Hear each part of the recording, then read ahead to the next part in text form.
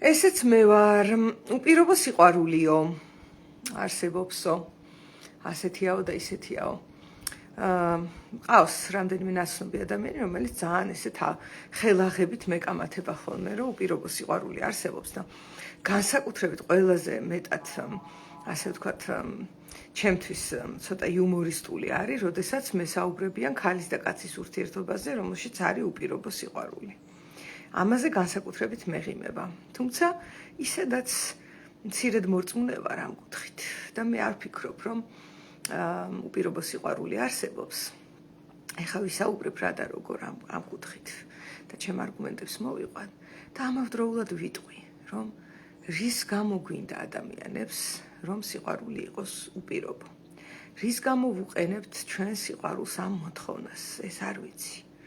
აი რატომ გინდათ, ვისაც გინდათ ეს, რომ სიყვარული უპირობო იყოს. აი რა არის ამაში ასეთი საინტერესო და მიმზიდველი? არ მესმის, იმიტომ რომ აი რა მოხდა, რომ პირობითია. რა არის ამაში ტრაგიკული ან მიუღებელი, ხო? ნუ კარგი, ახლა წარმოვიდგინოთ ასეთი რამ. ამბობენ ხოლმე უპირობო სიყვარულის მაგალითად მოყავთ ხოლმე დედის და შვილის სიყვარული. ნუ ეს ყველაზე მეტად შეიძლება, რომ თუ რამ სადმე ვეძებთ უპირობო სიყვარულს, მანდ ვიპოვოთ და დავინახოთ, რომ არსებობს. თუმცა ძალიან საეჭოა ეს ამბავი. ჯერ დავიწყოთ იქიდან, რომ დედას თავისი შვილი უყვარს. სხვა ბავშვებიც შეიძლება უყვარდეს, მაგრამ ასე ინტენსიურად უყვარს ის, რომელიც მისია. ანუ მისი შვილი რომ არის, ეს არის პირობა. ეს პირველი პირობა, რომელიც არის. უპირობო სიყვარულის დროს ასევე, ეს თუ მართლა სრულ აბსოლუტურ უპირობობაზე გვაქვს საუბარი, მნიშვნელობა არ უნდა კონდეს იქით ამ მხარეს ვინ არის, რა არის, როგორია, რას აკეთებს. საერთოდ არის თუ არა, ეგეც არ არის მნიშვნელოვანი. თუ უპირობოა, შეგიძლია არარსებული რაღაცაც გიყვარდეს უპირობოდ ალბათ, ხო? ნუ დედაშვილის კონტაქტზე ვთქვი უკვე. აქეთ ხარეს ის არის, რომ ჩემი შვილია და მიყვარს და ჩემმა ინსტინქტებმა მიკარნახა, რომ ჩემია, ჩემს ხელში იყო. მე გავაჩინე, ჩავდე ენერგია, ჩავდე რესურსი, ჩემმა სხეულმა ჩადო რესურსი, ძალიან ახლო კავშირში ვიყავით, ჩვენი ორი სხეული ერთ სხეულში იყო მოქცეული და სისხლის მიმოქცევით მთლიანად გაერთიანებულები ვიყავით 9 თვე. და ხო, ძალიან დიდი ჯაჭვია თავიდან და მე უკვე ძაფი ნელ-ნელა ჯანსაღ შემთხვევაში და რა თქმა უნდა ძალიან ძვირფასია, მაგრამ განააკნინებს იმ სიყვარულს ის, რომ პირობითია, არა მგონია. რატო აკნინებს, არ მესმის ეს, რატო უნდა იყოს უპირობო? კი, იმიტომ მიყვარს, რომ ჩემია, კი, იმიტომ მიყვარს, რომ მე ვიგრძენი. კიდე არის შემთხვევები, როდესაც უყვართ იმის გამო, რომ გავს. ან იმიტომ მიყვარს, რომ არ ვიცი, რაღაცნაირად თბილი ბავშვია, ნახე სითბოს მაძლევს და ამიტომ მიყვარს. ან შესაძლოა უყვართ მშობლებს შვილები იმის გამო, რომ რაღაცა გვარს აგრძელებს, ან შვილიშვილს გაუჩენს, ან არ ვიცი. ნახე სუპირობები არის. კარგად სწავლობს, არ ვიცი. რაღაცა ამაყობენ, რომ აი მაგრა ითამაშა შვილმა, არ ვიცი, თუ ჭიდაობაში ძლიერია, თუ ასე შემდეგ. ანუ უპირობობის მოთხოვნა საერთოდ არის ალბათ ცოტა ნევროტული მდგომარეობა. შვილსაც ეხა რო შეხედოთ, ხო, შვილს ძალიან უყვარს მშობელი დასაწყისში, ფანატიკურად უყვარს, არ შეედრება არც ერთ სხვა სიყვარულის გრძნობას, რასაც მერე ადამიანი ცხოვრებაში გამოცდის, ბავშვობაში როგორც უყვარს მას დედა და მამა. და ნუ რაღაც ასაკში განსაკუთრებით დედა. და რატო არის ეს? განაუპირობოა? არა მგონია რომ უპირობოა. უბრალოდ ბავშვმა თვალები რო გაახილა და შეგრძნებები რო დაეწყო მას ფილტრის გარეშე, იმიტომ რომ შუბლის წილი ჯერ არ არის ჩამოყალიბებული, პირველი შეგრძნებები იგრძნო ამ ადამიანთან, რომელიც დაინახა. სხვა ადამიანი რო დაინახა, ის ეყარებოდა. მაგრამ ეს დაინახა, ნახე, უპირობობა არ არის არც აქ. მას უყვარს ის, ვინც მასთან არის. და ვის, ასე ვთქვათ, სახეს, ვის ხმას ისმენს, სახეს ხედავს, ეხება, ვის ძუძუსაც წოვს, ბატონო ჩემო, რომ შეამოვა ეს აჭმევს. ანუ საჭიროება პირდაპირ თვალსაჩინოა, რომ ძალიან ჭირდება ბავშვს ეს ადამიანი და იმ ადამიანსაც მომვლელს ჭირდება ეს ბავშვი. თქვენ წარმოიდგინეთ, ძაღლზე იციან ხოლმე კიდე თქვა, რომ ძაღლს უპირობოდ უყვარს ადამიანი, კი, ძაღლს ძალიან უყვარს თავის პატრონი ბავშვივით, აი როგორც ბავშვს უყვარს ხოლმე მშობელი, მაგრამ არც ეგ არ არის უპირობო. ძაღლსაც იმიტომ უყვარს, რომ აირჩია ეს პატრონად. ნახე, პატრონმა ხო აიყვანა ძაღლი და ხო ვიცით, ოჯახში არის ხოლმე. Ну, აი თქვათ 10 კაცი თუა ოჯახში, ძაღლს ერთი უყვარს გამორჩევით. ნახე, ფავორიტიზმია აქაც. რატო უყვარს ეს ერთი? რაღაცით აირჩია, რომ ეს არის ჩემი პატრონი. დიდი ალბათობით ყველაზე მეტი გრაუნდი იგრძნო, ეგრეთ წოდებული. გრაუნდი არის საყრდენი. ოჯახში ყველაზე საყრდენი და ყველაზე ძლიერი ფიგურა, რომელიც შეიგრძნო ამ ძაღლმა, ის აირჩია და ის შეიყვარა. ნახეთ, აქაც პირობაა, არ არის უპირობო. უპირობო სიყვარული ესე ამიხსნა ერთმა ადამიანმა ადრე და თან ის დარწმუნებულია და ну ალბათ უკვე ერთი 10-15 წელია ესეა დარწმუნებული. ეგეც საინტერესო ფენომენია, როგორ შეგიძლია 10-15 წელი ერთი და იგივე რწმენა გქონდეს, მაგრამ ну ეგ ცალკე თემაა. ესე ამიხსნა, რომ აი ქალის და კაცის ურთიერთობაში უპირობო სიყვარული არსებობს, შენ იმიტომ არ გჯერა, რომ შენ არ გამოგიცდია, ესე მელაპარაკა და აი რას გავსო იციო, მე ბაღესო რომ ყვავილი აქვს ეზოში, რომელიც ნაყოფს არისხავს, მაგრამ მაინც უვლის ამ ყვავილსო, მიუხედავად იმისა, რომ ამ ყვავილს ნაყოფი არა აქვსო. ხო და მეთქი მოიცა ანუ ყვავილია ეს ხომ მართალია კიო ანუ არ ჭირდება არაფერში არც მოწონს არც სიამოვნებს არც როგორ არაო სიამოვნებს უბრალოდ უხარიაო რომ ეს ყვავილი აქ არის და იზრდება და ეს ამას უვლისო ვერ ხედავთ ეხა ამაში პირობას და სარგებელს მე ვხედავ ადამიანი წყალს ასხავს სცენარეს ის იზრდება და ამას უხარია რომ უყურებს რომ გაიზარდა სიხარულს აძლევს ანუ ის სხვა ამბავია, რომ შეიძლება პირობები, რასაც ჩვენ სიყვარულს ვუყენებთ თითოეული ჩვენგანი, განსხვავდებოდეს ერთმანეთისგან. ეგ მესმის. არის რაღაც შედარებით მერკანტილური აღმგზნები თუ მიმზიდველი რაღაცა გრძნობები, მერკანტილური და ნამოზრდილი, რომ აი მაგალითად არ ვიცი დღეს ძალიან გავრცელებული მითოსი, ამას პირდაპირ ვიტყვი, რომ ეს მითია, აი გოლდდიგერი ქალები. რომლებსაც უყვართ კაცები, იმიტომ რომ იმათ აქვთ ფული და აი როგორც კი ფულს დაინახავენ, ეგრევე გული უფანცქვალებთ და უყვარდებათ რა, ესეთი მითი ტრიალებს კაცების საზოგადოებაში. ეს არის ძალიან კარგი თავის მართლების საშუალება კაცებისათვის, იმ მათთვის, ვინც გოლდდიგერ ქალებზე ესე ჩაჭერით და ჩახვევით საუბრობს, რომ თითით თან არ მიიტანონ, რომ რაღაცა პატარა ცვლილება შეიტანონ საკუთარ თავში, რომ უპასუხონ იმ მოთხოვნას და მოთხოვნილებას, რაც ქალს მათ მიმართ აქვს. და ასევე ქალები, რომლებიც ამბობენ, რომ ეს საზიწყარი კაცები, მაგათ ეს არ უნდათ, ის არ უნდათ, რაღაც ყველა კაცი მოღალატეა, მათყუ არაა, ესე რომ საუბრობენ, ეგენი კიდე ასევე თითზე არადებენ და არ უნდათ რომ დაადონ, რომ რა მოთხოვნაც აქვს იმ კაცს და რაც მას უნდა ურთიერთობაში, რომ იმის რაღაცა ნაწილი მისცენ მას. ხა ჩვენ ყველანი ეგოცენტრულად რაღაცაში ვართ ხოლმე გამომწყდეულები შინაგანად და პატარა თითზე მიტანა არ გვინდა რომ რამე შევცვალოთ. ადამიანს რო უთხრა რომ რამე შეცვალე, ხო შეურაცხყოფად იღებს, როგორ მე იდეალური არა ვარ, გაიგე და რა ანუ საქმე იმაშია, რომ ცვლილება ჯანმრთელია, ცვლილება არის ძალიან სასარგებლო მოვლენა. აი ბავშვობაში ჩვენ სულ ვიცვლებოდით, სულ რაღაცას ცვლიდით და ახალს სწავლობდით და უკეთ სწავლობდით და ბავშვობაში ბავშვი აბსოლუტურად მარტივად იღებს გადაწყვეტილებას, რომ ამას ითხოვთ ჩემგან, აჰა, რა პრობლემაა? ნახე? და ასევე მე კიდე აი ამას ვითხოვ თქვენგან, ეს ჯანსაღ кейსზე გიყვებით. და გარემოსგან ითხოვს იმას, რასაც ითხოვს რა. ანუ ის რომ ჩვენ რაღაც პირობები გაგვაჩნია ერთმანეთის მიმართ ურთიერთობებში, გინდა მეგობრულში, გინდა სასიყვარულოში, გინდა დედაშვილურ, მამაშვილურ, რაც გნებავთ, ხო? ესეა ეს სამყარო მოწყობილი და ამისი დემონიზება და რაღაცა გაშავება, რომ დედა რა ცუდია. ანუ შენ უპირობოდ არ გიყვარ ვარ, გაიგე? ეს არის ძალიან ისეთი ნევროტული აღქმა სამყაროსი. რა მოხდა, რომ პირობები იყოს წაყენებული. კი, მეც მაქვს ძალიან ესეთი პირობები, აი მაგალითად ხო, ეხლა იმ ჩემს კონტაქტს, რომელმაც ეს ამის ტკიცება დამიწყო, რომ უპირობო სიყვარული არსებობსო, მეც ხანდახან ვიღლები ხოლმე ასეთი რაღაცა ნევროტული რაღაცების ტკიცება რო იწყება და ძალიან მარტივად უთხარი რა, მაგალითის მოყვანა არის წამალი ყოველთვის. რომ შენ ანუ მეუნები, რომ შენ ქალი, რომელთან ერთადაც ხარ და გიყვარს, იმიტომ არ გიყვარს და იმიტომ არ ხარ მასთან, რომ ის ლამაზია, რომ ის მიმზიდველია, შენთვის სექსუალურია, რომ ის ასეთია და არაო, მაგის გამო არა, მე მისი პიროვნება მიყვარსო, გაიგე, ასე მითხრა.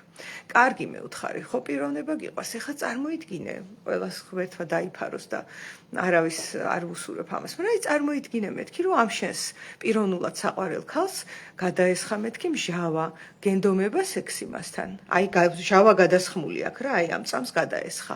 გინდა მეთქი სექსი და გაჩუმდა და არაო, მაგრამ ნელ-ნელა მივეჩვევი და შევძლებ.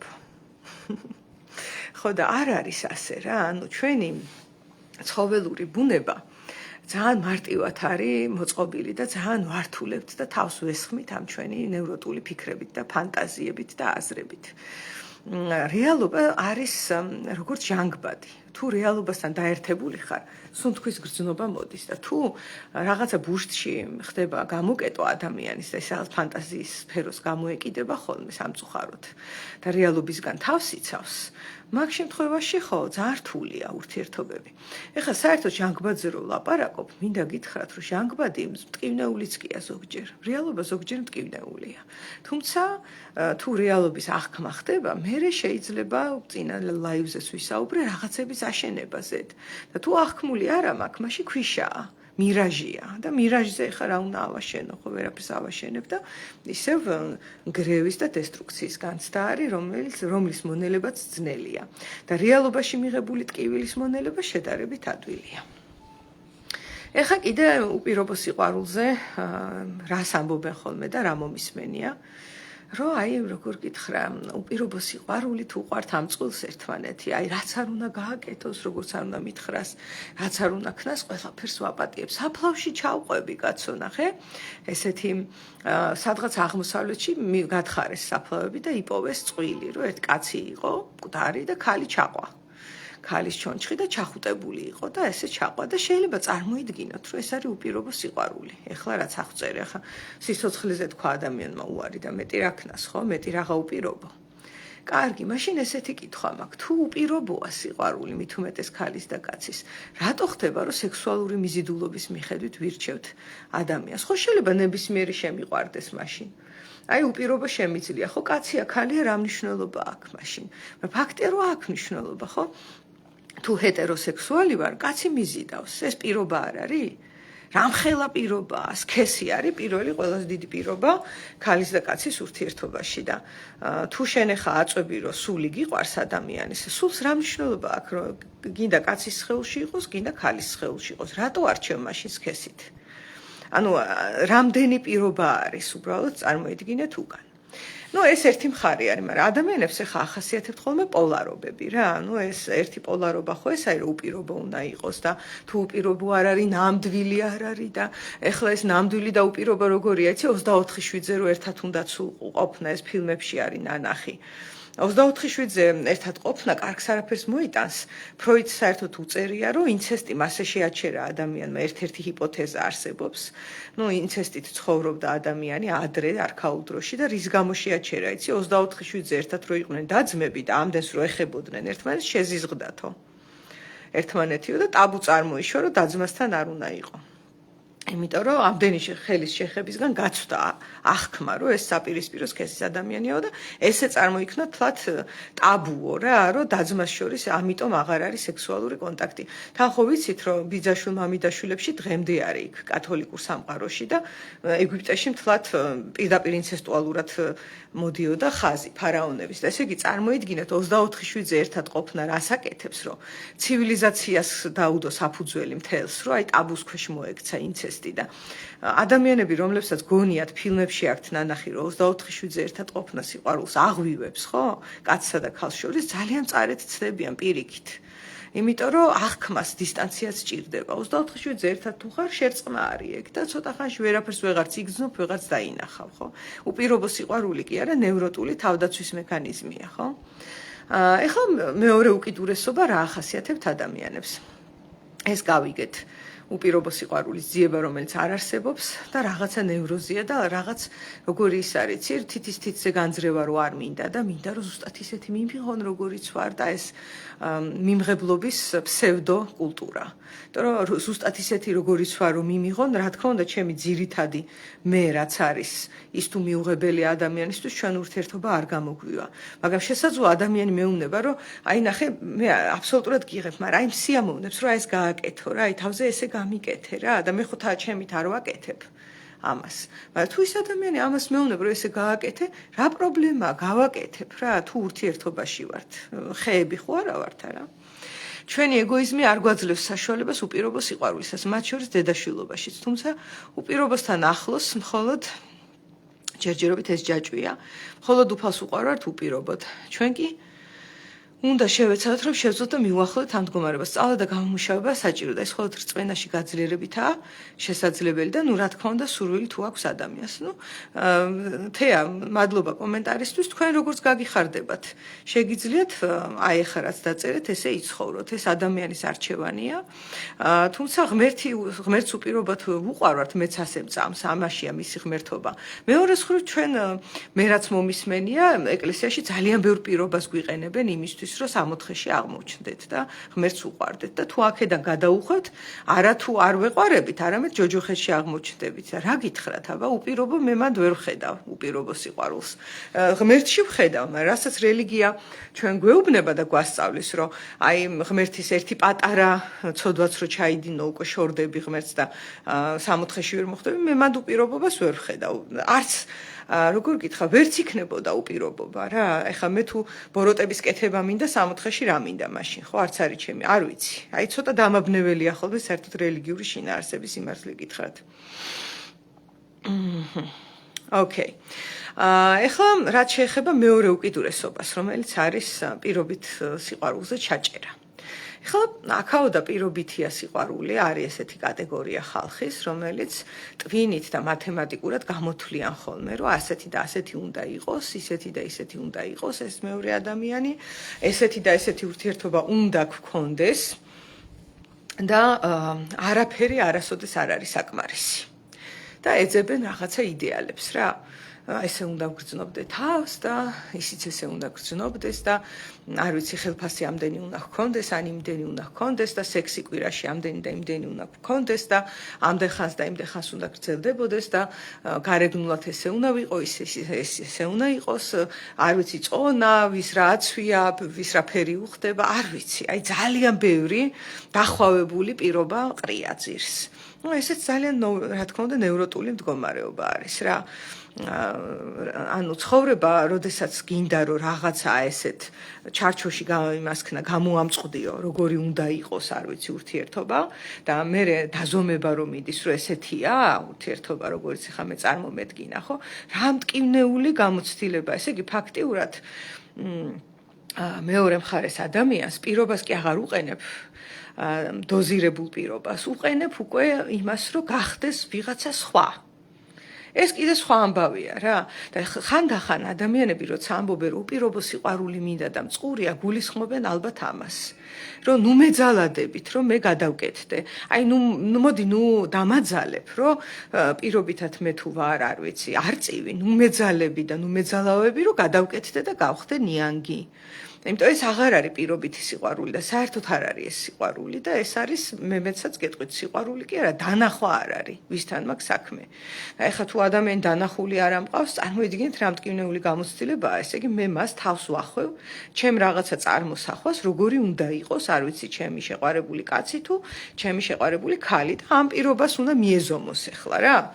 ხო და თუ ვერ ეზომება ეს საწყალი და სხვათა შორის გამოუცდელი ადამიანები, ვისაც თქვათ შინაგანი შრომა ჯერ არ დაუწყია ან დაიწყო, მაგრამ ჯერ რაღაც ეტაპამდე არ მისულა, შესაძლოა, რომ აი ამ შეჯიბრში ჩაერთონ და ჩაებან. და ებმებიან ხოლმე და ცდილობენ, რომ გახდნენ არწივი თუ ნიანგი.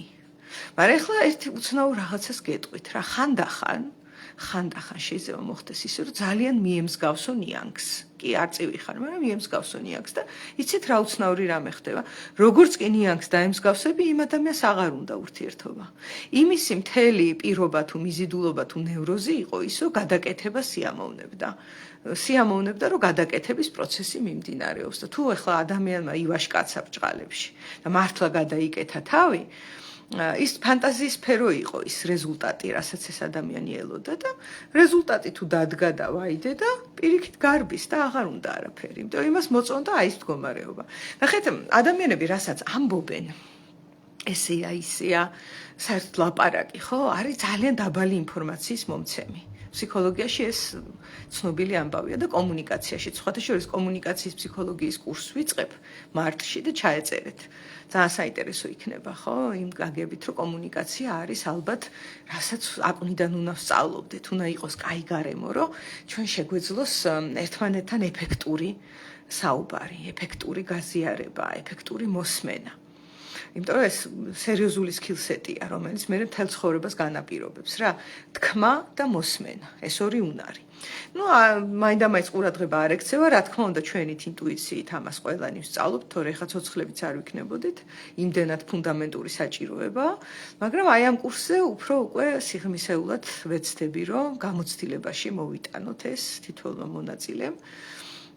და აი დაცვის მექანიზმების და ასე შემდეგ გავლით, თან კომუნიკაციაზე კონცენტრირდეთ, რომ აი ავამაღლოთ ეს კომუნიკაციის უნარები. ვინაიდან და რადგანაც აი ეს სირთულე ხაწეხანაც აღწერე, რომ აი რაღაც ნიანგი უნდა გახდე, ან რაღაცა უნდა გახდე მოკლედ იმისთვის, რომ სიყვარული დაიმსახურო, ხო? ეს მეორე პოლუსია, რომელიც ასევე ნევროტულია. და სინამდვილეში, ანუ ადამიანი შევა სიტყვებით რაღაცას გეუბნება და მე ადრე მომდიოდა ძალიან დიდი შეცდომა კომუნიკაციაში. ახლა გეტყვით რა. ახალგაზრდა რო ვიყავი ძალიან, აი 19-ის, 20-ის, 21-ის, ვიცოდი ხოლმე მოსმენა. რომ სიტყვიერად რას მეუნება ეს ადამიანი და არ ვიცი, მაგალითად ადამიანი მეუნება, რომ მე მომწონს მორჩილი ქალები პირობითად რა. აი მორჩილი ქალები მომწონს. შენ მომწონ ხარ, მაგრამ შენში არ მომწონს ის, რომ შენ მორჩილი არ ხარ და თავნება ქალი ხარ და მე მომწონს, რომ გახდე მორჩილი რა. ესე მეუბნება, ხო? და მე პატარა რო ვიყავი, ამას უსმენდი ხოლმე. და ვცდილობდი, რომ ეხა პირობითად მოვიყვანე ეს მაგალითი, მაგრამ ვცდილობდი, რომ ეს მოწონს უფრო მეტად, რატომაც არა, ნახე, ბავშვი საერთოდ ხო ადაპტირდება. ოკეი, ეს თუ მოგწონს, ვეცდები რომ ვიყო ეს. ხო და ამ დროს სადღაც ჩემი შინაგანი ხმა მეუნებოდა, რომ არა რა, ეგ ვაფშე არ არის ის, რაც არის. ეს ეხა რაღაცას გეუბნება და საერთოდ არ მჯერა, იცი? აი ჩემი შინაგანი ხმა მოკლედ, მაშინაც მეუნებოდა, რომ პირიქით ვხედავ ამ ყველაფერს, საერთოდ არ არის ესე, როგორც ეხა ეს გეუბნება. მაგრამ მე მჩვეოდა ხოლმე მაგასაკში, რომ ჩემ შინაგან ხმას არ უსმენდი. ახლა ვფიქრობდი, რომ პატარა ვარ, გამოუცდელი ვარ, მე რა ვიცი, ადამიანი ახლა რომელსაც ვენდობი და ვისიც მჯერა რაღაცას მეუბნება და ეს სიტყვები ნუ თუ არ არის საკმარისი, რომ დავიჯერო, რომ რაც მითხრა ეგრეა. და სამწუხაროდ აქ არის ახლა ესეთი დაპირისპირება, რომ შეიძლება ადამიანი მართლა გულწრფელად მეუნებოდა ამას, იცი, არ არის გამორიცხული. გულწრფელობა სხვა ამბავია. და ავთენტურობა კიდე სხვა ამბავი არის. და ავთენტურობა იცით რა არის? მე რო ჩემ თავს ვგრძნობ და მაქედან ვარ გულწრფელი, თორე მე შეიძლება დაცვის მექანიზმიდან ვიყო გულწრფელი. აი მაგალითად მე შეიძლება ძალიან გულწრფელად ვამბობდე რაღაცა ისეც, რაც ჩემში არ ცნობიერდება და დარწმუნებული ვიყო, რომ ეგრეა. ჩემ თავზე, მაგრამ გარედან რო შემხედავს ადამიანი, აი ოდნავ გამოცდილი ადამიანი დაინახავს, რომ საერთოდ ვერ მიმხვდარა ეს რას ამბობს რა. ანუ შინაგანი ხმა მიმუშავებდა და ინტუიცია, მაგრამ გონების ძალით მე მას უკუაგდებდი ხოლმე, რომ არა, ხო მითხრა ადამიანმა, მითხრა, რომ ეს შავია, ეს თეთრია ჩემი აზრით და მე მჯეროდა, რომ ესე მითხრა. და მე ახლა ფსიქოლოგიაშიც არის ეს ამბავი და სხვა სფეროებშიც, სადაც კომუნიკაცია მნიშვნელოვანია, ცნობილია. რომ რა თქვა ადამიანმა, ეს არის ალბათ კონტაქტის, თუ ძალიან გაცნობიერებული და მაგარი ადამიანი არის მაგ კუთხით 20%. და თუ გაცნობიერებული არ არის, შეიძლება 2%-ია საერთოდაც, რა თქვა. და მნიშვნელოვანია რა. რა ხდება აქ და ამჟამად? როგორ ხდება ის, რაც ხდება? მასში რა განცდები და გრძნობები არის აქ და ამჟამად? გამოხატავს ამ განცდებს და გრძნობებს თუ არა. შენ რა ჰიპოთეზა გაქვს რო უყურებ? შენში რა გრძნობები და განცდებია, იმიტომ რომ ჩვენი გრძნობები და განცდები უტყუარად რეაგირებენ პირველი მიახლოება როა ერთმანეთთან, რაღაცა რეაქციები გვაქვს ერთმანეთზე და თუ ჩემ საკუთარ რეაქციას ვაცნობიერებ, ძალიან ესეთი დახვეწილი ჰიპოთეზა შემიძლია ავაგო, იქით რა ხდება მეორე მხარეს. აი მაგალითად თუ მომწყინდა საუბარი და ცოტა ძილი შემომერია, ცოტა უენერგიოთ ვიგრძენი თავი, დიდი ალბათობით იქით ამ მხარეს ადამიანი რაღაცა მნიშვნელოვანს არ მეუბნება და უვლის გარშემო. თუ თუ რაღაცა თითქოს უწყინარი საუბარი გვაქვს და მე გავბრაზდი, დიდი ალბათობით ეს ადამიანი მაიგნორებს საუბრის დროს. არ ითვალისწინებს იმას, ანუ უბრალოდ ლაპარაკობს, რა მე კი არ მელაპარაკება, არამედ უბრალოდ ლაპარაკობს რაღაცას და ეს ძალიან გამაბრაზებელია.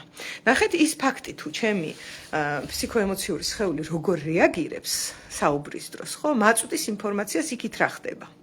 დიდი ალბათობით 100%-იანი ეს ვერ იქნება, მაგრამ დახვეწადია. ხშირი ურთიერთობით, ხშირი თვითგამორკვევით და თვითრეფლექსიით ნელ-ნელა იხვეწება ეს უნარები. ხო და ეხლა ნახეთ, აი პირობები ამდენი თქვა წაუყენა ადამიანმა, ხო? როგორც წეღან აღწერე. არწივი იყო და გახდი ნიანგიო დაუწყო, ეს არ არის პირობითი სიყვარული.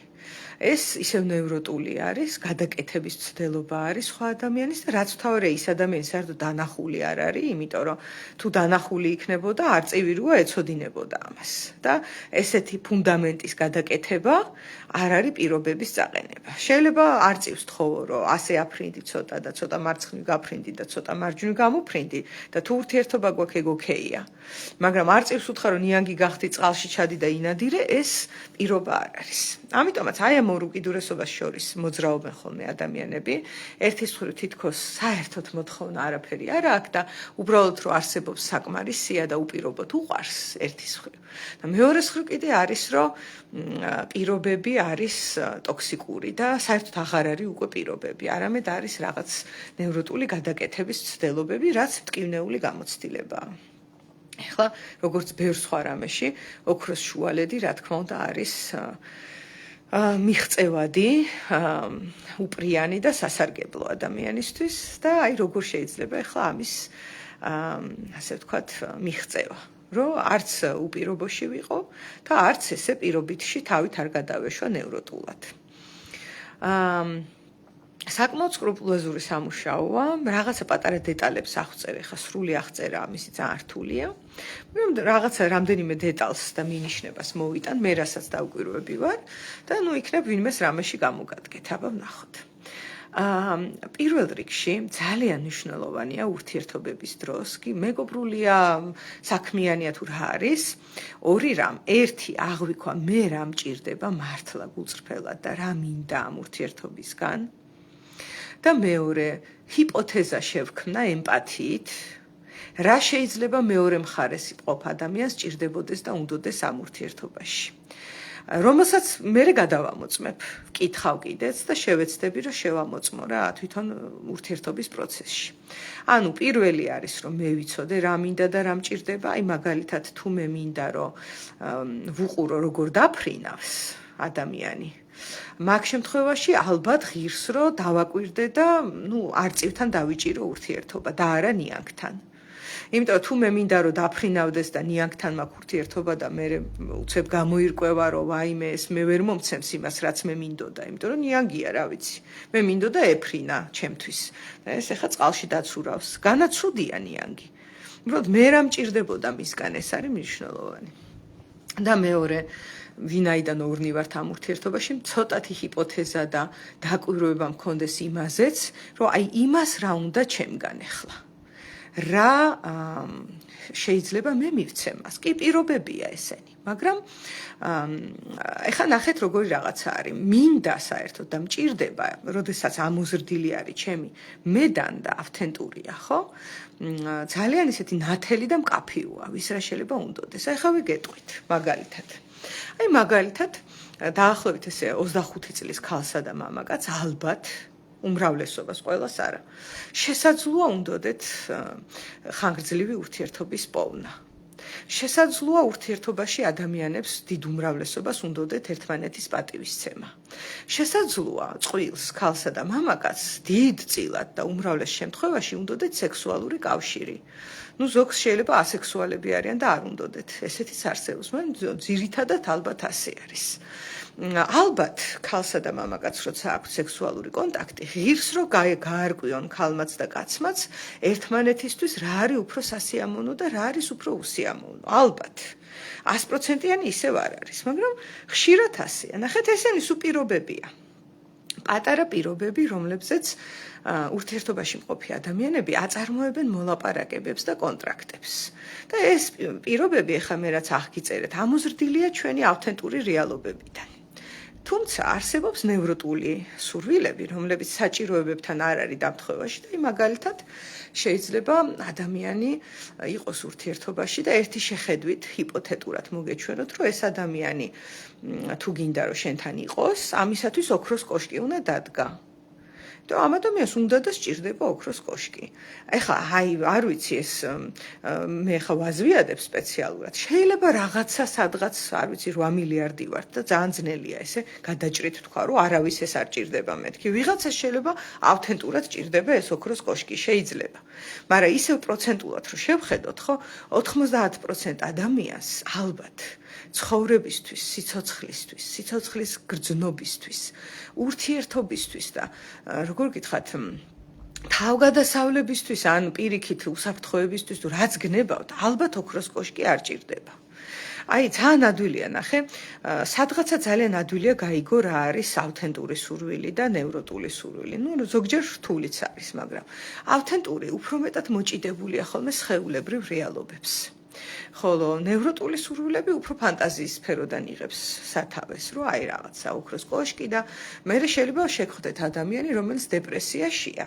ბჭყალებში. ნამდვილ დეპრესიას არ ვეხები. აი რომ ამბობენ ხოლმე რომ მე დეპრესიაში ვარ და ეკითხები რომ აი რის გამო ხარ დეპრესიაში და მე გავაცნობიერე რომ კოსმოსში ვერასდროს გავფრინდები. აი ესე ამბობს და მას ეს წინს მართლა და ამაზე არის დეპრესიულ გუნება განწყობილებაზე ჩავარდნილი. მაგრამ ეს ფაქტი რომ კოსმოსში ვერ გაფრინდება და ამაზე ჩაჭერა ხელს უშლის რომ მაგალითად ველოსიპედით ისე ირნოს. მაგალითად ფეხბურთი ითამაშოს მეგობრებთან ერთად. ან შეიძლება მან მიხვდა რომ კვარაცხელია ვერ გახდება და ამის გამო ხელი აიღო საერთოდ იმაზე რომ საღამოობით ძმაკაცებთან ერთად ფეხბურთს თამაშობდა, ხო? ნახეთ როგორ გვეთამაშება ხოლმე ჩვენი ფანტაზიების სამყარო. და იმასაც გვაცლის, რაც გვაქვს და აქ ისევ სახარება მახსენდება, რომ ის ტალანტები ხო არათანაბრად დაარიგა იმ ბატონმა, ხო, ვიღაცებს მეტი მისცა, ვიღაცას საშუალო რაოდენობა, ვიღაცას ერთი ტალანტი მისცა. და ის ადამიანი, რომელსაც ტალანტი მიწაში ჩაფლა, იმას საერთოდ დაკარგა. გვერდზე ჩაუარა, ნახე ყველაფერმა. იმიტომ რომ ეშინოდა, რომ ამასაც დავკარგავ და რაღაცა ნევროტულ შიშებში და ურისკო მდგომარეობაში ჩაიკეტა და ისიც დაკარგა რაც ქონდა. და ვინც გარისკა და ივაჭრეს, ხო, იმათ გაამრავლეს რაღაცეები და ეს ესეა. როდესაც გამოცდილებას იღებ თქვა და შედიხარ ურთიერთობებში, კი შეიძლება გამოვიდეს ურთიერთობა, შეიძლება არ გამოვიდეს. ერთი რამ რაც აუცილებლად გამოვა არის, რომ რაღაცას ისწავლე იქ ახალ გამოცდილებას მიიღებ. ასევე გაცნობიერებას როცა ცდილობ, გინდა საკუთარი თავის და გინდა ჰიპოთეზა გაქვს სხვასთან რა ხდება, შეიძლება ყოველთვის ვერ გააცნობიერო. მაგრამ ესეც კუნთივით არის.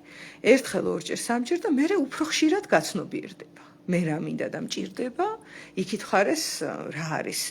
ასევე ძალიან საინტერესოა ეს პირველი ნაწილი ხო გასაგებია, თვითრეფლექსია რომ მე რა მჭირდება და მინდა ავთენტურად, აქ და ამჟამად, რომელიც ამოზრდილია ჩემი სხეულიდან და ჩემი აქაური აქტუალობიდან, რომ აი მაგალითად ეხა 80-ის თუ ვარ და ბალერინობა მინდა, საკითხავია რა ხდება აქ, რის თქმა უნდა ჩემს არაცნობიერს და თუ 80-ის ვარ და მინდა რომ საღამოობით მზის ჩასვლით დავტკბე პირობითად, ხო? აქ აბსოლუტურად ისეთი რეალობაზე კარგად მორგებული არასიმბოლური, არამედ ნაღდი სურვილია. და ის რომ მე 80-ის თუ არ ბალერინობა მინდა, ეს ხელწამოსაკრავი სურვილი არ გეგონოთ. ფანტაზიის სფერო არ ნიშნავს, რომ ჩასახსნელია. რაღაცა სიმბოლური ენით რაღაცის თქმას ცდილობს ჩემი არაცნობიერი. საკვლევია ეს. იმიტომ რომ მე ხო ვიცი რომ 80-ის რო ვარ და არასოდეს თუ არ მიცეკვია ბალერინა ვერ გავხდები. ყველა მიცის ეს. მაგრამ საკითხავია რის თქმა უნდა ჩემს არაცნობიერს ეს საკვლევია შეგიძლია თერაპიაზე წახვიდე. ძალიან საინტერესოა ხოლმე მაგ სიმბოლოების გარკვევა და გაცნობიერება სინამდვილეში რის თქმა უნდა საკუთარ თავს ამ ნევროტული სურვილით. მაგრამ ეს ნევროტული სურვილია, ხოლო ის რომ თქვათ მზის ჩასვლით დავტკბე, გასაგებია, ხო? ანუ პირველი კარგი რჩევა და ჰინტი რომ როგორ ვიყო ურთიერთობაში ისე რომ არც უპირობო სიყვარულის ნევროსში გავიდე და არც პირობითობის რაღაცა კოშკები ავაგო, რომელიც არის ქიმერა და არ არსებობს სინამდვილეში და წვალების მეტი არაფერი მოაქვს, ხო? ალბათ არის რომ აღვიქვა მე რა მინდა და მჭირდება იქით ამ ხარეს რა უნდა და სჭირდება ამ ურთიერთობისგან და რამდენად არის რესურსი ურთიერთობაში, რომ კი, ჩემიც დაკმაყოფილდეს, მთლიანად არა, იმიტომ რომ იდეალიზმი და პერფექციონიზმი სისულელეა, მაგრამ ნაწილობრივ და იქიდანაც თუ არის ამის რესურსი, რომ მე მივცე მას რაღაც ისეთი, რაც იმას უნდა. კი ბატონო, ეს პირველი ნაბიჯი. და მეორე ნაბიჯი ძალიან მნიშვნელოვანი ალბათ, ჰინტი, ასე ვთქვათ. როგორ ვიყო იმ ოქროს შუალედში, არის რომ გამოვიხედო სად ვარ, რა კონტექსტში ვარ, რა არის ჩემი ბექგრაუნდი, რა არის ჩემი გარემო. იმიტომ რომ ეხა მაგალითად მე თუ პირობითად ვარ 25 წლის და მე მინდა ჯანმრთელი და კარგი ურთიერთობა მქონდეს ვინმესთან, არ ვიცი ოჯახი შევქნა თუ არ შევქნა, მაგრამ ინსტინქტი უკვე მკარნახობს 25-ის რო ვარ პლუს მინუს, რომ რაღაცა ესეთი ინტენსიური და მნიშვნელოვანი პირადი ურთიერთობის გამოცდილება ალბათ მინდა. ავთენტურად რა, უმრავლესობას უნდა მაგასაკში ეს. და ამისათვის ახლა გარდა იმისა, რომ მე და ის ვართ ამ ურთიერთობაში, ვინც შეიძლება შევარჩიო თუ იმან შემარჩიოს, ეს ცალკე ამბავია. საკითხავია სადა ვარ რა, იმიტომ რომ შეიძლება მე პამიდრის პლანტაციაში ვარ და ვეძებ იმას, რა ქვია, მზესუმზირას პირობითად. და თუ მე ახლა პამიდრის პლანტაციაში მზესუმზირას ვეძებ, ვერ ვიპოვი. თავიდანვე გასაგებია ეს, მაგრამ შეიძლება არ დავაკვირდი, იმიტომ რომ არსად მასწავლეს ეს. ბავშვობაში ესე არ გავსდილვარ, რომ ეს კითხვები დამესვა, რომ სად ვარ, როგორ ვარ, ვინ ვარ, ესენი არ ყოფილა. იქ იყო, რომ 2 მივუმატოთ 3 რამდენია, რაღაცა ქვემდებარე რომელია, პირდაპირი დამატება რომელია და ირიბი და წარსულში რომ უნდა გადაიყვანო და კითხვა რომ უნდა დაუსვა და რაქნა თუ არის პირდაპირია. და რას იზავს თუ არის და ასე შემდეგ რა. აი ესენი მასწავლეს, ნახე ბავშვობაში, მახსოვს დღემდე. ხო და ეს არ მასწავლეს, რომ სად ეძებ ამ იმას მზესუმზირას, დააკვირდი გარემოს. ხო და თუ ეხა ნახეთ, თუ 25 წლის ვარ პირობითად და მინდა რომ ვიპოვო ჩემი გულის სწორი, ესე დავარქვათ, ხო, რა კაი სიტყვა გულის სწორი, ან სწორფერი, ხო? და პირობითად არ ვიცი, მივდივარ ისეთ ადგილებში, სადაც არის ხალხი, ვისაც არ აინტერესებს ეს პირადი ურთიერთობები. აი, კარიერისტი ხალხის თავშეყრის ადგილებზე მივდივარ. ოღონდ ეს ყველაფერი შემთხვევით ხდება რა, გადავწყვიტე ახლა მე რომ წავიდე და კარიერული განვითარების ტრენინგზე ჩავეწერო. არა, ესე მოხდა რაღაცნაირად, არ ვიცი, ბიძაშვილმა ჩამწერა, არ ვიცი რაღაც და მეც მივყვები ახლა დინებას, მივედი ამ კარიერული განვითარების ცენტრში და იქ შედან ტიპები, რომლებსაც კი 25 წლისები არიან, მე შეიძლება იქ ძალიანაც მინდა რომ ვიღაც ვიპოვო, მაგრამ იმათ ახლა იდეა ფიქსი აქვთ, რომ კარიერული განვითარება უნდა გავაკეთო რა. და ჩაციკლულები მუშაობენ ახლა რა კაი მაგალითი მომყავს. იმიტომ რომ არ მინდა მოვიყვანო მაგალითი, სადაც 25 წლის ადამიანი ეძებს პარტნიორს ადიქტებში და ნარკოტიკზე დამოკიდებულ ხალხში. ან ქუჩაში გავარდნილ კრიმინალზე მიჯაჭულ ხალხში და ასე შემდეგ, რაც ძალიან ხშირია. იმიტომ რომ არ გაცნობიერებულა ეს, რომ სად ვეძებ მზესუმზირას. გარემოზე დაკვირვება საერთოდ არ მომხდარა და ინერციით არის მიმართული. გაუცნობიერებლობა საერთოდ რას ქვია, ხო? ინერციით რაღაცა ავტომატიზმებს. რაღაცა იქნება ამ ცხოვრებაში. რაღაცა აუცილებლად იქნება. ეხლა 25 წლის გინდა კაცი და გინდა ქალი ვიღაცას მონახავს, ესე არ დარჩება, მაგრამ გააცნობიერა კი, სად ეძებს, რას ეძებს, თვითონ ვინ არის. ნახეთ ეხლა ეძებსო რომ ვამბობ. აქ კიდე არის ხოლმე რომ ვეძებ, არ ვეძებ, არაფერსაც არ ვეძებ, გაიგე? უარყოფა. იმიტომ სირცხვილია, რას ქვია ეძებ? რას ქვია ეძებ? ისა ხარ, გამოკიდებული ხარ, უნახავ, მაგრამ ნახა ხარ, ნახე რანაირი რაღაცნაირი ბლოკებია. სოციუმიდან ხოლმე, რომ ის რაც ავთენტურია, იყოს სამარცხვინო, იყოს რაღაცა დაცინვის და შებოჭვის და ამის და იმის ისა რა ქვია, ობიექტი, ხო? და ესენი მერე თან ამავდროულად თან ხო გეუბნებიან, რომ მათხოვარი ხო არ ახარ, რომ ვიღაცის გაცნობა გინდა და გამოეკიდე, ხო? და პოლიციის ძალით გინდა ხო, რომ გათხოვდე და ესეთი ფრაზეოლოგია რა, იმ ლამაზ სურვილზე, რომ ქალს და კაცს უნდათ ხოლმე ერთად ყოფნა და რაღაცა ლამაზის შექმნა. და ამაზე ესეთი მარწუხებია, გაიგე? და ამავდროულად თან გენაცვალე ერთის მხრივ უპირობოდ უნდა უყარდეთ ამათ ერთმანეთი, ანუ ისეთი მოთხოვნა აქვს რა სოციუმს წაყენებული, ვერ იზავ. ან ოქროს კოშკები თუ არ დაგიდგა და ისე გაყევი, შენ რა ქალი ხარ, თავმოყარება შენ არ ქონია. აი ოქროს კოშკი რო არ დაუდგია, ეგ რა კაცია, გაიგე? და ასევე პირიქითაც ახლა მე ქალი რო ვარ მიადვილდება ამ პერსპექტივიდან კაციდანაც ვიტყვი. რად გინდა ისეთი ქალი რო შეირთო ან შეგიყვარდეს რომელიც რა ვიცი ესეთი და ესეთი არ არის და ისეთი და ესეთი არ არის რაღაცებს ამბობენ ხოლმე იქაც. ორივეს ქეს ეხება ეს საწამლავი რა. ხო და აი ამ ოქროს შუალედში დარჩენა მოკლედ ცნობიერებით შესაძლებელია. ალბათ გეტოშიც კი, იმიტომ რომ მე მსმენია რომ ოსვენციმის საკონცენტრაციო ბანაკში ტიპები ერთმანეთს შეხვდნენ. ზოგი დაქორწინდა კიდეც და შვილებიც კი გააჩინეს და ცხოვრობდნენ, იცი და ეგ არის ადამიანის საოცრება, რომ თუ ავთენტური ხარ და ეძიებ ამას და გაცნობიერების გზა შენთვის მნიშვნელოვანია, შეიძლება გეტოში იყო და იცხოვრო. ან შესაძლოა ამ ინერციებით და ამ უცნაური მესეჯ ბოქსით რაც აქვს სოციუმს ამას თუ აყევი და მოიწამლე, შესაძლოა არ ვიცი ძალიან კარგ პირობებში იყო და იტანჯებოდე დეპრესია გქონდეს. მასეც არა, მე ტინდერში ვეძებდი და ვერ ვიპოვე, მაგრამ ხალხი ტინდერით ოჯახებს ქმნის. ანდაც საინტერესო ურთიერთობებს ქმნის. ანუ შეიძლება ვიღაცამ სადღაც ტყეშიც იპოვოს გულისწორი. ვიღაც დიდ ქალაქში, დიდ კომპანიაშიც ვერავინ ნახოს. კი, აუცილებლად შეიძლება ეს მაია, მადლობა კომენტარისთვის. ეს შეიძლება. მე მხოლოდ ალბათობებზე ვსაუბრობ, თორე შეიძლება ტყეში კი არა, აი ხა ჭერიდან რაღაცა ჩამოვარდეს აქ. ალბათობა ყველაფრის არის საბედნიეროდ და გამუდმებით არის ცხოვრება ესეთი მოულოდნელობებით სავსე. და არც იმაზე მიჯაჭვა არ ღირს, რომ აუცილებლად რაღაცა შენ უნდა გააკეთო. ზოგჯერ პასიურ მდგომარეობაშიც რო დგახარ, იქაც მოდის სიახლე. არ არის აუცილებლად საჭირო მიწოლა. რომ აი წავიდე ახლა მე მზესუმზირის ყანაში აუცილებლად იმისთვის რომ მზესუმზირა ვიპოვო, ესეც არა. ჩილ რა, ორივე შესაძლებელია, პამიდორიც მზესუმზირაც. რა იქნება ვნახოთ. ზოგჯერ დასვენებაც მოსულა. ხო? და ზოგჯერ შეიძლება საერთოდ წამოწვე და თავისით რა ვიცი ფანჯრიდან უცებ მეტეორი შემოვარდეს ოთახში, ვერ გაიგებ. ესეც შეიძლება. ალბათობები კი მაინც ესეთია, რომ ტინდერზე ნაკლებ შესაძლებელია რომ იპოვო კაცი, რომელიც სერიოზულ ურთიერთობას ეძებს, თუმცა არიან. ასევე, არ ვიცი, ბარში და იმაში ღამის თენების დროს ნარკოტიკული საშუალებებით დამთვალ ხალხში, ალბათ უფრო რთული იქნება იპოვო გულისწორი, რომელთანაც არ ვიცი სერიოზულ ურთიერთობას ააშენებ.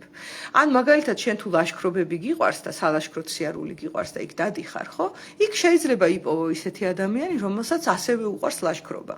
მაგრამ ლაშქრობაში წახვიდე და იპოვო ადამიანი, რომელსაც ლოგინში წოლა უყვარს, ეგ ცოტა ის არის, აი, ან იპოვი ან არა, ვიღაცა შეიძლება ზოგჯერ იყოს კი. ზუსტად მაგას მივხვდი ბოლოს, რომ არ უნდა მეძებნა არაფერი. შეგიძლია ხანდახან ეძებო, ხანდახან არ ეძებო, ორივე ისეთია რა, ესეც იმაზეა მოკლედ, აქ დაამჟამად რა არის შენთვის აქტუალური. ორივეს აქვს უდიდესი ასე ვთქვათ, პლუსები რა.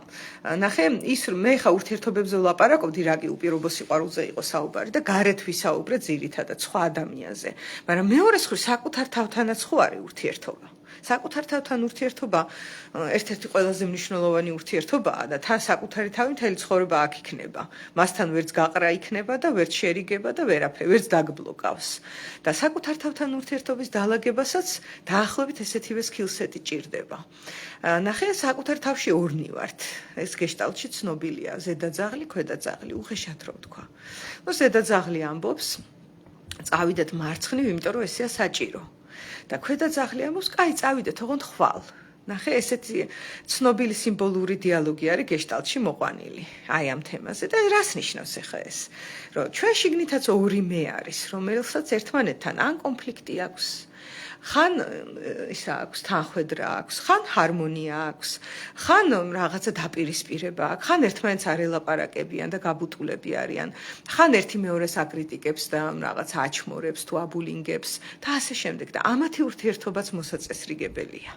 იმიტომ როგორც წესი, გარეთ ისეთ ურთიერთობას ვაწყობთ, როგორი ურთიერთობაც გვაქვს ხოლმე საკუთარ თავთან. თუ რაღაცა საკუთარ თავთან ურთიერთობაში მაგალითად კრიტიკული ვარ, თვითკრიტიკული ზედმეტად, შესაძლოა ისეთი ადამიანი მოვნახო, რომელიც ასევე გამუდმებით მაკრიტიკებს. ნახე, პარალელურ პროცესს ვიწვევ გარე სამყაროში, იმისა, რაც უკვე ხდება ჩემ სამყაროში. ეს ახლა ძალიან სიღრმეებია უკვე რასაც გეუბნებით და არაფერი აქ აქსიომა არ არის ეს ერთი და მეორე აი ხა შეიძლება ტვინი ეტკინოს ადამიანს იმდენი ფენომენი აგიხსენით მაგრამ უბრალოდ ენდეთ თქვენ ინტუიციას რა აი მარტივია რაღაცნაირად აი შინაგანი ხმა რომელსაც მე ადრე არ უსმენდი და მე ნელ-ნელა მივხვდი რომ აი ლამის კომპასივით ზუსტი იყო ხოლმე ხო აი ამ შინაგან ხმაზე ყურის მიგდება ძალიან სარგებლიანი და კარგი რამეა და მარტივიც უპირობო სიყვარული დიდი ალბათობით მხოლოდ ძალიან სერიოზული ასკეტიზმის შემთხვევაში შეიძლება. ხო, ესეც ასე არის, ალბათ. ხა ის მახსენდება ზიდჰარტა ამ ასკეტიზმზე. ზიდჰარტას რამდენად უპირობო სიყვარული შეეძლო და დავფიქრდი ახლა ამაზე. არ ვიცი. რის მიმართ უპირობო თან ესეც საკითხავია. შვილი ხო უყვარდა ძალიან და რამდენად თოღონდ სიყვარულით ეპყრობოდა შვილს არ ვიცი. იმიტომ რომ იქ წერია რომ ეს შვილი ზოგჯერ აბრაზებდა ხოლმე და ზიდჰარტა მაინც უღიმოდა, იმიტომ რომ ძალიან უყვარდა თუ რაღაც და ცდილობდა რომ არ შეემჩნია რომ გაბრაზდა, არ შეემჩნია რომ ეს და რეალისტები რო ვიყოთ რასაკეთებდა ამ დროს ატყუებდა თავის შვილს. და ეს აკლდა ზუსტად გასხიოსნებამდე მას, რომ ის ადამიანს ცდილობდა რომ ყვარებოდა და აი ამ ცდილობაში ატყუებდა და ტყუილი რამდენად სიყვარულის ფორმა არ ვიცი. ამიტომაც ხო და მერე უკვე რაღაც მომენტში გაუშვა და შესაძლოა ის რომ გაუშვა ზუსტად მან შეუყვარდა მართლა თავისი შვილი. ეს უკვე ფილოსოფიის კატეგორიაა, ხო? კარგით, ეხლა აი აქ დავასრულებ, არც ვიცი რამდენი ვისაუბრე, ყოველ შემთხვევაში ფაქტია, რომ ეს საკითხი მინდოდა რომ გამეშალათ, ასე თუ ისე გავშალე, რომ შევაჯამო, ესე იგი, ძირითადად რაც ვისაუბრე არის, რომ არც უპირობო სიყვარულის ძიება და არც გადამეტებული პირობების წაყენება არ ღირს და ოქროს შუალედში სამყოფად ძალიან მარტივია, რომ ადამიანურ რეალობაზე დავეშვათ დედამიწაზე, არც საში ვიფრინოთ და არც ჯოჯოხეთი ვქეკოთ და შევიგრძნოთ აქ და ამჟამად მე რა მინდა და მჭირდება, მას რა უნდა და სჭირდება და შეგვიძლია თუ არა რაღაც საერთოს პოვნა ამ საჭიროებებზე და სურვილებზე. თუ შეგვიძლია ღირს ურთიერთობის მცდელობა, ოღონდ გამოვა თუ არა, ეგ არ ვიცით. მომავალი უცნობია ყოველთვის, ხო? თუმცა კარგი ბაზა არის, რომ მცდელობა ჩაატარო. და მეორე, გავითვალისწინო გარემო, რომ ის გარემო, სადაც ამ ფიგურას ვეძებ, ფიგურა არის ის ჩემი კონტაქტის ობიექტი, თუ პამიდრის ყანა არის, თუ რაც ქვია პამიდრის, ის არა ქვია, ნათესი, ხო? იქ არ ვეძებდე მზესუმზირას. აი ეს. და საერთოდაც ჩემი გარემო რა არის და როგორი არის და რამდენად ადეკვატურად ვპასუხობ ამ გარემოს. აბა დროებით, კარგად იყავით და ამას ახლა YouTube-ზეც დავდებ, Facebook-დან მე იშლება ხოლმე და ამიტომ YouTube-ზე გამომიწერეთ. მე შეიძლება ძველი ვიდეოების გადახედვა ვინმეს მოგინდეთ ხოლმე, რა ვიცი. აბა დროებით.